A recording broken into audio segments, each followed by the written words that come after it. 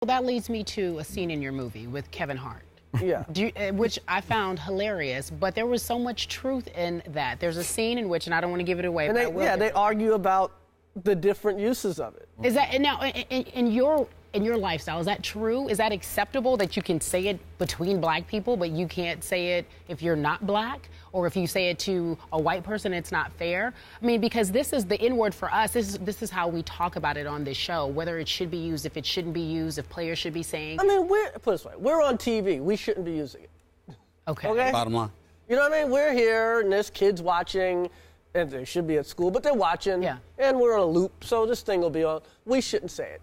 And we probably shouldn't say it in professional settings. But in professional settings. Okay. But I don't like white-collar people making blue-collar decisions, you know? Okay. You know, we're all kind of educated, and we all make a good amount of money, and, you know, we talk a certain way, and other people talk another way. And just because we talk a certain way doesn't mean it's the right way to talk. So what I'm basically trying to say is let's not judge anybody. You know, people evolve. You know, my man Ice Cube went from, you know, NWA to making, you know, good family fare. Are we there yet? You know what I mean? That's right. And last time I talked to him, he was, you know, driving one of his kids to college. So people, you know, the word's not an indictment on anybody. One of the other things that's been going on in the world of sports is obviously in the aftermath of Eric Garner's death in New York City, the I Can't Breathe shirts that have been worn. The Lakers wore it, LeBron James wore it, Kevin Garnett and Darren Williams with the Nets wore it.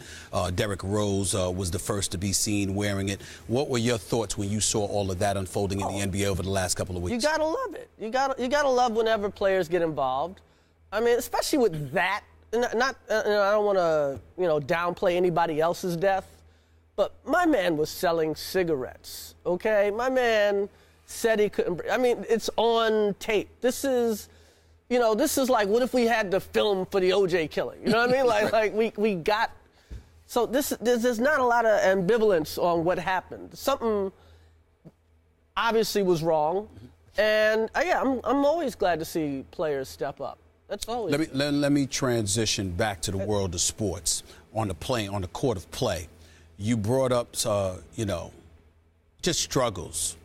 I bring up the Knicks. Oh my God. You know, are you as Steven, I like walking into the Garden. I like that. That's what I'm trying to say. That they give me seats. Well, listen, I've got to go into the Garden, I'm trying to play the Garden. I'm like, you know. I feel you on that. You've seen me at the Garden. Yes, I have, and you enjoy yourself thoroughly there. Let's put that out there. But the point is, yes. This year, with Phil Jackson as the president, it's still the worst start in franchise history, considering their recent history.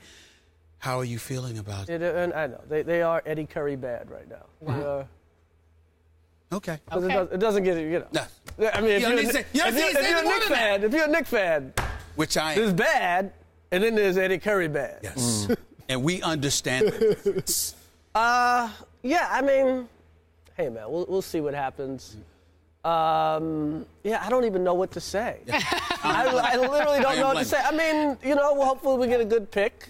Hopefully we exercise some patience and hold on to that pick and, you know, build. I just, you know, we don't. It's a weird squad, man. It's a weird, you know. Did you initially think Phil Jackson would be the savior of your franchise? I mean, it's early. It's his first year. And the smart thing always is to let it die. Let it go. Don't try to save it. Don't try to save another man's mistakes. Right. That's the smart thing to do, is just to let it go.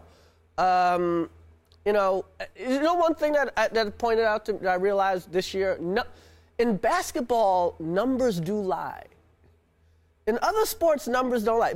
It's so weird because when you think about it, Dallenberg and Chandler have pretty much the same numbers. They're Tyson Chandler's like 1,000 times better than him. Yes, he is. And there's something respectable about any team he plays for. And there's an authority in there that we miss Tyson Chandler more than anybody. I got to admit, I never dreamed. I mean, I knew that Tyson Chandler was a plus to any locker room, and he got a bad rap with the Knicks. I never dreamed in my wildest dreams his absence is pronounced. It is pronounced on a team that doesn't have defensive players. So you had Shumpert and Chandler, like two guys that always play D, and you don't really have that now. What about the Giants? Eli's struggling too. Eli's struggling, but we got hope, man. We got, my man, one hand. What's his name? Odell Beckham. Odell. He's the truth. That's all you need. Yeah. You're thinking right now, if what's his name comes back healthy and Victor Cruz. Victor Cruz comes back and you got Beckham, you could do a little something. On another subject, real quick, Kobe Bryant just passed Michael Jordan for third on the all-time scoring list. What did that mean to you? It meant it took him 19 years to do what Jordan did in 15. Oh. But, no, Kobe's amazing, man. Yeah. Kobe's one of the best I've ever seen. Put it this way, here's how good Kobe is. He's 37, right? Yeah. He's 37. He's been playing how many years? 19. Him and Carmelo are about a tie right now. That's how good Kobe Bryant. Like, he's that good. He's like, more or less, 35. right? Yeah, he's more like 35. I think he's 35. 30. So he's as good as other guys in their What's Carmelo just turned 30? He just turned 30. Carmelo's going to be 31. Yeah, like with 20 years on his belt. Like, Kobe Bryant's a bad man. That's bad. You know? It's a bad boy. He's a bad boy.